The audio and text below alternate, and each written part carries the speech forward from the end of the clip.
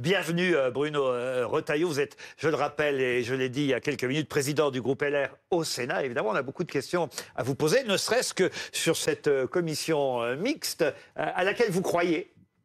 Oui, je pense que moi je veux un texte. Donc la procédure parlementaire, c'est que voilà, il y a le Sénat, première lecture, il y a eu l'Assemblée, rejet du texte, mais il y a toujours un texte. Le texte, c'est le nôtre. Est-ce que c'était une stratégie au moment de voter le rejet non, de se dire que voilà, finalement, ce serait cette commission mixte paritaire qui serait convoquée, qui est clairement à droite? Ça serait génial de vous dire qu'il y avait une stratégie très réfléchie du fait qu'on savait d'abord que la motion de rejet serait votée. Non, évidemment que non. Mais c'est les institutions. Le seul texte qui existe aujourd'hui, c'est le texte du Sénat. Ça tombe bien, le gouvernement veut aussi un texte. La seule façon d'avoir un texte dans les institutions parlementaires de la Ve République, c'est qu'il y ait une commission mixte paritaire. Je vous rappelle, 7 députés et 7 sénateurs, on se met d'accord ou on se met pas d'accord, il y a un texte ou il n'y a pas de texte. D'ailleurs, je me permets de vous demander, vu du Sénat, vous saviez que ça allait se passer comme ça? Vous étiez prévenu? Vous aviez idée que... Non, vous avez été surpris vous aussi? Beaucoup ont été surpris. Franchement, quand ça se joue à quelques voix près, celui qui vous dit qu'il avait tout prévu est un menteur. C'est pas vrai. Savait-on qu'il y aurait, par exemple, 5 députés Renaissance, je crois, qui n'étaient pas là, ou qui, voilà, 3 du Modem qui ont manqué, ou alors encore un Horizon? Personne ne pouvait le savoir. Je crois qu'il y avait 9 députés de la majorité au tout. Ouais, 5 plus 3 plus 1 égale 9. Donc ça, on ne pouvait pas l'anticiper. On savait, tous, nous savions que ça pouvait être extrêmement serré. Voilà. Peut-être vous faire écouter quand même, ou vous faire lire déjà ce qu'a dit Emmanuel Macron en sortie du Conseil des ministres. C'est du cynisme, de l'incohérence, le jeu du pire, notamment joué par 2 partis de gouvernement qui ont dirigé le pays pendant 40 ans. Et on va peut-être écouter Gérald Darmanin, il parle de politique politicienne et il dit que les LR notamment ont joué contre la France. On écoute le ministre de l'Intérieur. Écoutez, moi, hier, j'ai regretté la politique politicienne, les alliances contre nature, et puis pour faire un petit coup, on a finalement joué contre la France, on a joué contre ses fonctionnaires. Donc je ne vais pas moi-même ce matin parler ou commenter d'abord des décisions qui ne me concernent pas, puisqu'elles appartiennent au président de la République, et puis ensuite qui relèvent de l'actualité politique. Moi, ce qui m'intéresse, c'est la protection des Français. Donc je serai ministre de l'Intérieur, jusqu'à la dernière minute, ce sera la protection des Français. Vous voulez réagir tout de suite, monsieur Retailleau? C'est l'hôpital qui se moque de la charité, la politique politicienne. Moi, je pense que si cette motion de rejet a finalement été votée, c'est le crash du en même temps. On ne peut pas dire ce que monsieur Darmanin a dit.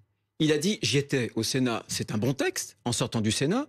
Ensuite, quelques semaines après, il y a un texte qui sort de la commission des lois de l'Assemblée qui a détricoté celui du Sénat. Les 2 textes sont contradictoires. Et il dit, avec le même aplomb, vraiment le même aplomb, c'est un bon texte. Il y a un problème. Quand on est dans le « en même temps », et dès le départ, ce texte a été marqué par l'ADN du macronisme, qui est le « en même temps », il y a un moment donné, on se prend le tapis dans les pieds. Et pourtant, ce texte qui plaisait aux Français, quand il dit que vous jouez contre la France, c'est un texte qui a été approuvé par une grande majorité de Français. C'est beaucoup plus compliqué que ça. Il y a une seule chose, et je pense qu'il faut le souligner, les Français sont un peuple qui est aujourd'hui fragmenté, divisé. Certains écrits même archipélisés. Une des grandes questions qui réunit aujourd'hui les Français, c'est que beaucoup de Français, et de gauche et de droite, aujourd'hui, y compris des sympathisants de LFI, pensent qu'il y a trop d'immigration. Le mandat qu'ils nous ont donné aussi, c'est de diminuer, de contrôler une immigration dont ils pensent que les outils juridiques de cette maîtrise des flux a échappé à l'État et aux parlementaires. Donc 80% à peu près, entre 74 et 80% des Français veulent qu'il y ait moins d'immigration. Le texte du Sénat répondait à cette exigence. C'était un texte... Alors, on peut être pour, on peut être contre. Chacun a ses convictions. Moi, j'ai mes convictions.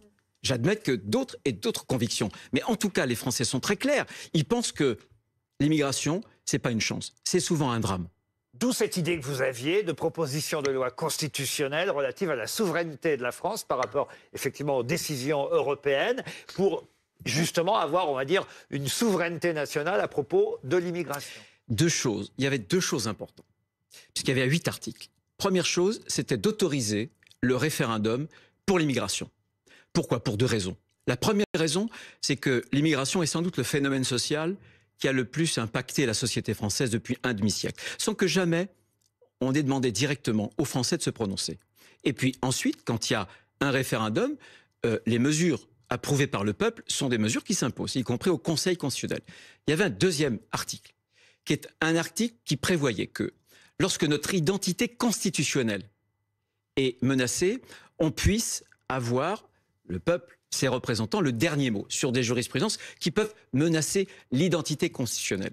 Ce que je veux dire, c'est que ce n'est pas une invention récente, puisque le Conseil constitutionnel lui-même, Pierre Mazeaud, président du Conseil constitutionnel, en 2005, sur le rapport sur le traité constitutionnel européen, vous savez, il y a eu un référendum, eh bien, avait sorti de cette jurisprudence que, attention, il y avait primauté des traités, primauté du droit européen, à la condition stricte qu'il ne menace pas l'identité constitutionnelle. Votre proposition de loi devait être examinée ce soir et vous l'avez retirée. Et on l'a retirée, pourquoi ? C'est ce que je vous demande. Pourquoi ? Parce qu'en commission des lois, il y a eu un accord entre macronistes, centristes et la gauche pour le détricoter et notamment pour annuler les 2 articles, le référendum. Sans contenu pour vous.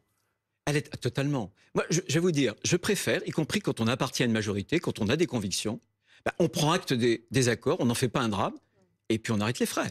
Mais je considère vraiment que tant qu'on n'aura pas une réforme constitutionnelle, quand on ne donnera pas aux Français le moyen de s'exprimer, plutôt que de laisser ces questions à des populistes ou aux autres, je pense que c'est mieux que ce soit le peuple français qui puisse trancher cette question. Vous êtes d'accord avec ça, Gérard Miller? Et après, je donne la parole à tout le monde. Je voudrais, Monsieur Retailleau, que vous soyez sensible au fait qu'il y a un certain nombre de gens dont je suis certainement, je l'admets, minoritaire, peut-être pas dans les proportions que vous imaginez, qui trouvent terrible, terrifiant, des propositions comme l'immigration est dans la plupart des cas un drame. Vous parlez à un pays où un si grand nombre de nos concitoyens sont eux-mêmes ou des immigrés ou des enfants ou des petits-enfants d'immigrés.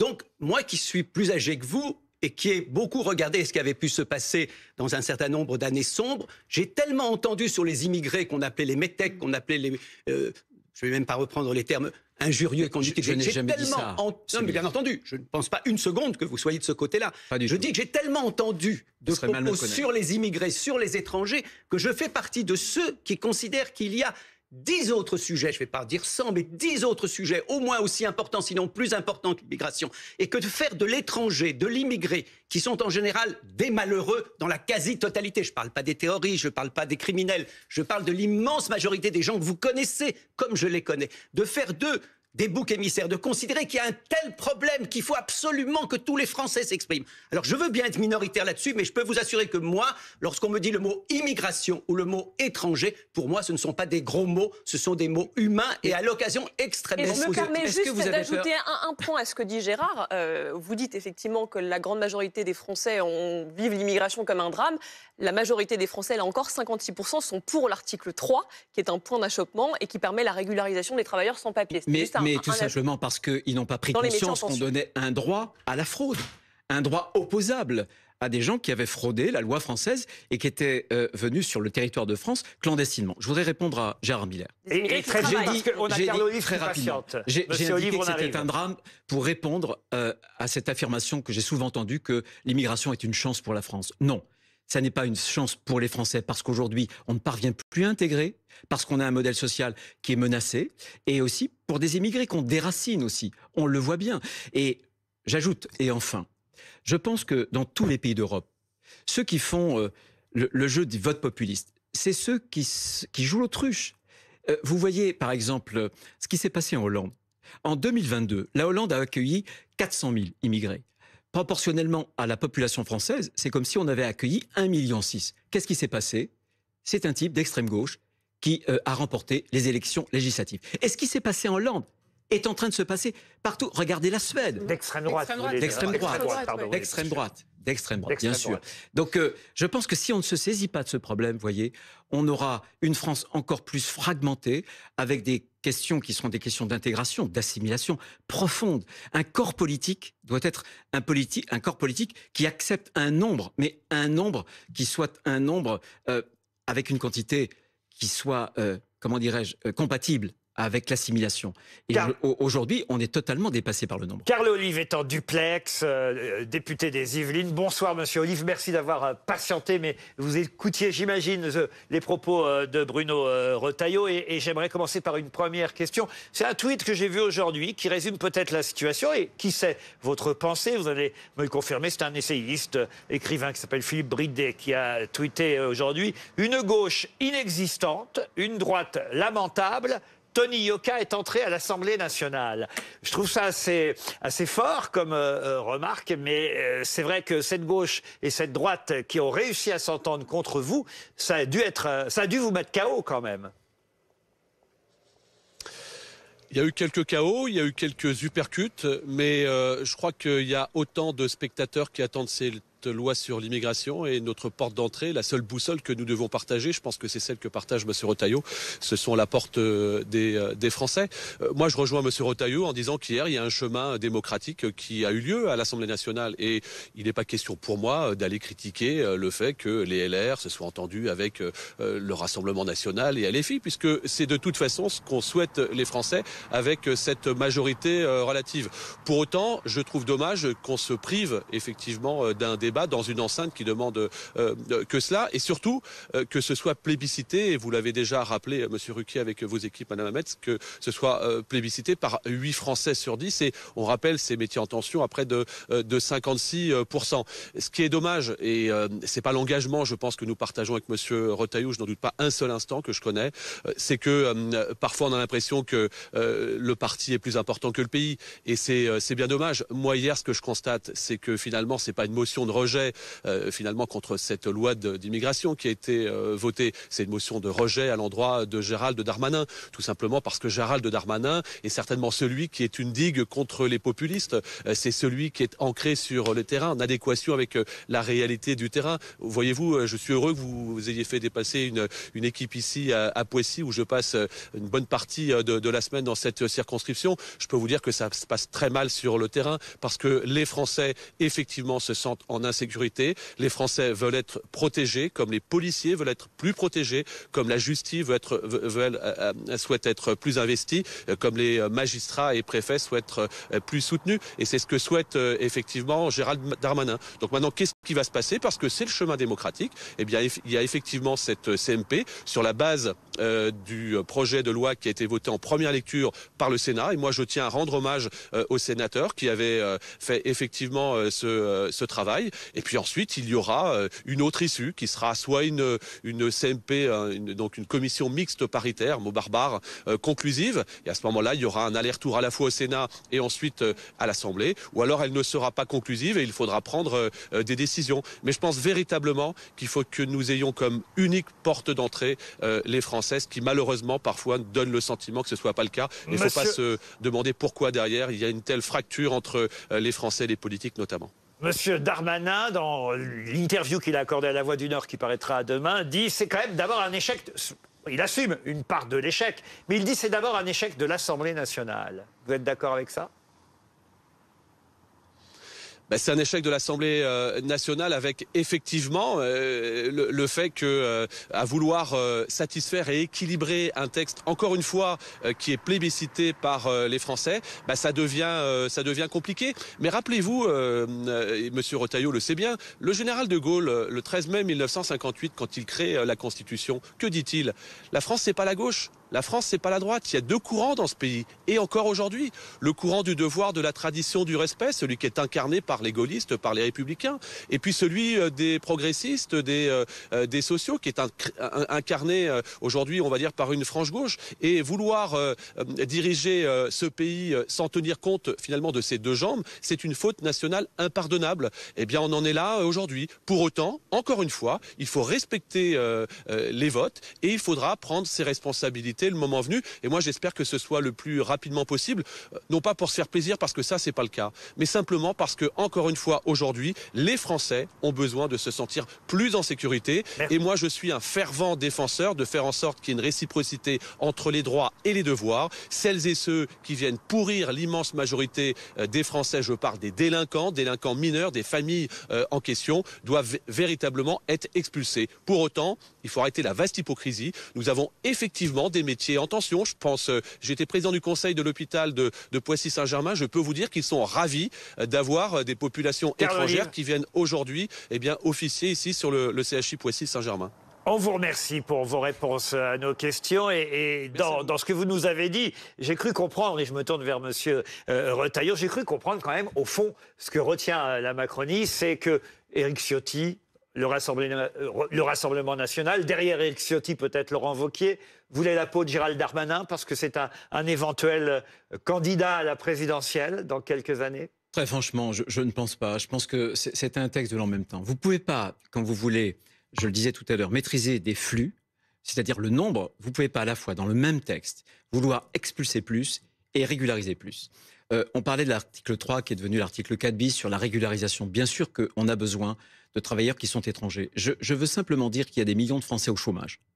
Pourquoi ne pas mieux les former? Je veux aussi dire qu'il y a, au moment où je vous parle, 560 000 étrangers qui, eux, sont en situation régulière, qu'on peut aussi former, qui sont au chômage pour travailler. Donc je pense qu'on donne des signaux alors que partout en Europe, l'Allemagne, mais aussi le Danemark, la Suède, partout les législations se durcissent. Si la France reste le pays le plus avantageux, on attirera beaucoup plus de ces flux. Et je pense que le défaut de ce texte, c'est d'avoir voulu tracer une sorte d'équilibre entre l'aile gauche et l'aile droite. En même temps, en matière d'immigration, ça ne marche pas. Oui, Morin. Bruno Retailleau, vous repartez sur le fond et je vous comprends. Mais oui, parce que le fond, c'est quand même le plus important. Mais on ne peut pas nier le fait qu'il y a quand même des inimitiés entre Gérald Darmanin et certains membres, certains ténors de votre famille politique qui ont également joué dans l'équation. On sait par exemple qu'Olivier Marleix déteste, une haine considérable à Gérald Darmanin. On sait également qu'Éric Ciotti a pris ombrage du déplacement la semaine dernière de Gérald Darmanin auprès de Christian Estrosi. Est-ce que finalement, le choix qui a été fait... Sans compter son soutien à Édouard Philippe ce week-end. Sans compter, en effet, le soutien à Édouard Philippe. Est-ce que finalement, le choix qui a été fait n'a pas davantage été un choix de personne plus qu'un choix de raison? D'autant qu'honnêtement, il y a quand même débat au sein même des LR sur finalement le rejet de ce texte qu'il fallait adopter ou non, étant donné que globalement, toute votre famille politique pense que ce texte va dans le bon sens, mais ne va pas assez loin. Vous voulez que je vous dise? Je m'en fiche totalement des considérations personnelles. Mais alors, oui, mais ça joue. Vous n'imaginez pas. Mais ça joue. Non, mais arrêtons. Je veux dire que, voyez, on superpose une crise politique, une crise économique quand même, sociale, géopolitique. On a toutes les crises actuellement en France et on va aller chercher la politique aérienne. Non, moi je pense que si parce on que veut malheureusement c'est ça qui fait très souvent les décisions qui sont adoptées par la suite. On essaie comme parlementaire. Je pense que le Sénat essaie de le faire. Vraiment, j'essaierai de vous convaincre et venez un jour au Sénat, suivez nos travaux. On essaie de faire un travail sérieux. Encore une fois, on a des convictions. Je ne nie pas la qualité du travail par ailleurs. Voilà. Mais ce que je veux vous dire, c'est qu'un texte comme ça ne peut pas fonctionner. Le en même temps ne fonctionne pas. On a bien compris. Et très franchement, même sur les expulsions, là, le texte du Sénat a été très très ferme. Avec le texte de Gérald Darmanin, je suis désolé, il y a des trous dans la raquette. Or, si on veut demain qu'il y ait un certain nombre d'étrangers très très dangereux qu'on puisse expulser, y compris qui ont des... Enfin, il rappelle à chaque fois, M. Darmanin, que ce texte aurait permis d'expulser 4000 étrangers délinquants par an. Ce n'est pas rien non plus. Oui, mais par rapport à la version du Sénat, par exemple, le quantum de peine qui aurait permis justement d'expulser, il l'a rehaussé, c'est-à-dire que nous, dès 3 ans, quand vous êtes passible d'une peine de 3 ans, vous êtes étranger sur le territoire, M. Miller. C'est ça la définition quand même de l'hospitalité. Il y a quand même une réciprocité. Vous faites des délits. Jusqu'à présent, il y avait même... La commission des lois avait révélé le cas d'une personne, un étranger. Vous vous rendez compte? 42 délits en une vingtaine d'années. 42.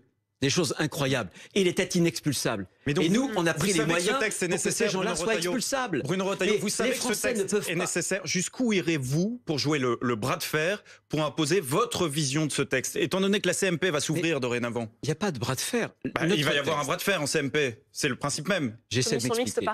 Notre texte.